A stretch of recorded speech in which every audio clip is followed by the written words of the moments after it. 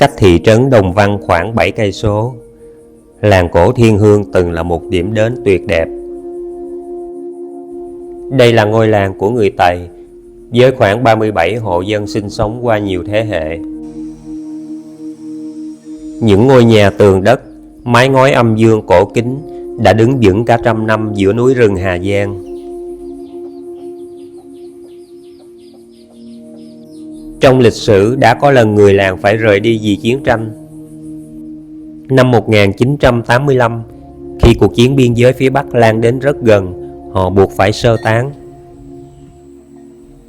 2 năm sau, chiến tranh lắng xuống, người Thiên Hương lại trở về, dựng lại cuộc sống nơi quê cũ. Tưởng rằng từ đó ngôi làng sẽ bình yên mãi, nhưng thiên tai lại ập đến. Sau đợt mưa bão năm 2024, địa chất làng bị đứt gãy, đất sạt liên miên, những vết nứt ăn sâu vào từng nền nhà.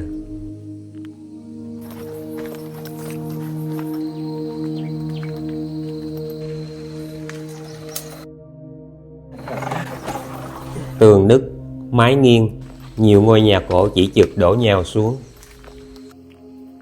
Giờ đây Thiên Hương gần như không còn ai ở. Chỉ đôi lúc vài người quay lại ban ngày, trông coi những vật nuôi chưa kịp dời đi.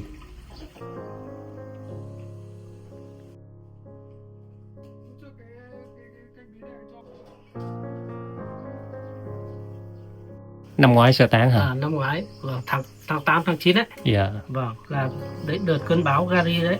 Mỗi người đi ở một nơi thôi. Thì ban ngày mình ra chăn gà, chăn giết thôi. Còn chiều lại ra ngoài huyện đi thuê trọ. Cái nhà này làm từ năm 1972. Nuôi trâu, nuôi lợn, nuôi ngựa ấy. Dạ. Vâng, Có nuôi ngựa nè. Vâng, thu lúa, thu ngô ấy. Từ 2007 ấy, mới không dùng ngựa nữa. Làng này là người Tày. 30 Tết là mình phải dán cái này, mỗi năm một miếng. Chữ gì vậy anh? Có người nó khắc từ ấy làm Dạ. ra đâu. Xong lấy cái vàng kia vẩy gảy vào đó mà. Dạ. À, cái này là bếp nấu rượu hả anh? Vâng. Anh còn nấu không? Không, anh bỏ nghề đi gần 10 năm nay rồi. Dạ. Sao chưa nước. Phòng ngủ là bị nặng nhất. Bị tường bị nghiêng, bị nứt. Cha mẹ mới được ngủ đằng sau bàn thờ, còn mình là tuổi con là mình phải ngồi hai bên. Nền nhà cũng bị nứt. Đấy, nó bị sạt, nó phải nứt. Dạ. Bữa cơm ở bản Thiên Hương. Ở làng cổ Thiên Hương. Làng cổ Thiên Hương. Anh này là chủ nhà, người Tày. Lúc nãy em để cho lồi kia nó sủi, không cảm ga cho sủi. Đây là thức ăn trong vườn không đó. Rau củ, cá thì sông Nho Quế. Lợn đen địa phương. Dạ. Đây hả? Rau vườn cá sông. Những cái bí này là anh trồng đây. Vâng. Còn rau kia. Rau này là rau Trồng ngót. trước cửa Rau ngót đây. trồng ở trong vườn kia. Còn dưa leo. Cũng trồng hết. Trồng. Rượu thì Rượu cũng làm luôn. Vâng. Rượu này cũng 10 năm rồi đấy.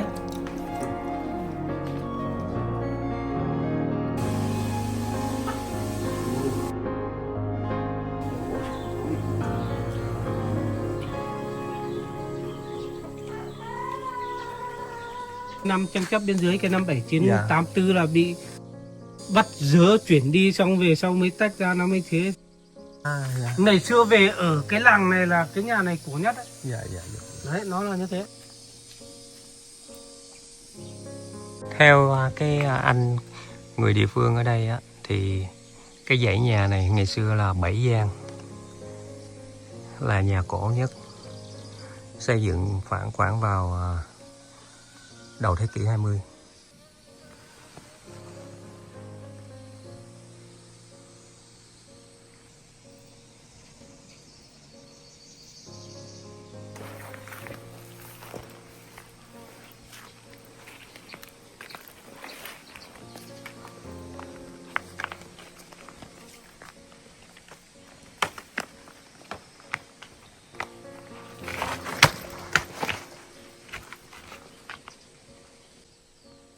Làng cổ Thiên Hương đang đứng bên bờ vực bị xóa sổ.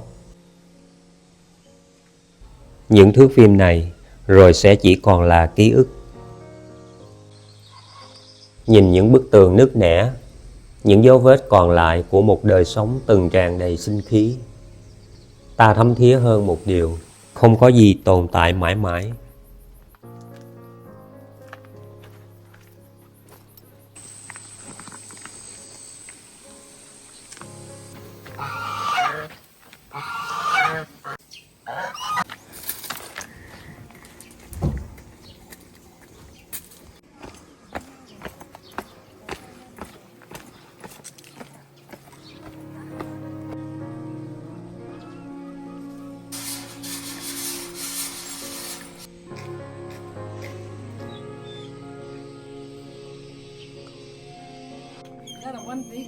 Dạ.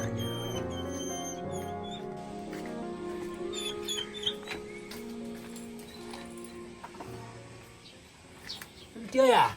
Dạ em đi chơi thăm làng cổ nè. À, Mà sao thấy nhà nào cũng đóng cửa? bị sạt lở. Ồ. Sạt lở bây giờ họ chuyển đi số đi Đồng Văn, số đi ở chỗ khác, mỗi người một nơi ạ.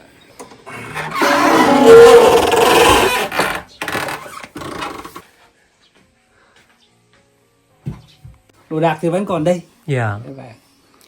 Nhà này làm được năm 90. 1990. Vâng. 30 mấy năm. Dạ. Được chiến tranh bên dưới ở đây rồi. Thì họ bắt chuyển đến Đồng Văn, họ cho dưới nhà. Không cho. Không cho ở đây. Ờ. Lúc mà chiến tranh á. Vâng. Tức là đi để cho an toàn đúng không? Vâng, đi cho an toàn, chuyển ra Đồng Văn. Dạ. Ra Đồng Văn ở. Ra Đồng Văn ở được 2 năm. Đến năm 87 thì họ bắt đầu lại cho vào. Dạ. Vâng. Về thì 2 năm thì quay lại thì mình lại dựng lên. Dạ. Và còn nhà nào nó tường nó không bảo đảm này mình làm lại. Cái lúc chiến tranh á, thấy ở đây có bắn nhiều không? Nó có bắn pháo ở Đồng Văn, nghe tiếng pháo được. Chứ ở đây không có hả? Không có. Bên này bên kia nó có cái sông Nho Quế ở đây. Nó Dạ. cũng chả sang, nó cũng chả, mình cũng bình thường. À nó không qua được, nó không qua hả? Nó không qua. À. Mèo Vạc nó không sang. Nó vào cái phố Bảng. Nó Dạ. vào cái thị trấn phố Bảng ngày xưa là thuộc về Đồng Văn đấy. Dạ. Nó vào đây một đêm nó lại rút hết. Nó có những cái ở chỗ núi Bạc ở Yên Minh nó cũng vào đấy và nó chiếm vào đấy, nhưng mà đầu nó cũng lại rút thì nó không ở đây. Tại vì mình đánh nó rút Vâng. đúng không? Chứ nếu mà mình không đánh thì nó đâu rút. Vâng. À biên giới cách đây bao xa hả? Ngay đây này đối diện đây. Mấy cây à? Mấy cây số? Chim bay thì tầm 2 cây ấy. Gần dữ vậy? Vâng. Có nào qua bển không? Đi thì không đi được nhưng mà nhìn thấy đây này. Dạ. Vâng. Dạ cảm ơn anh rất Vâng. nhiều.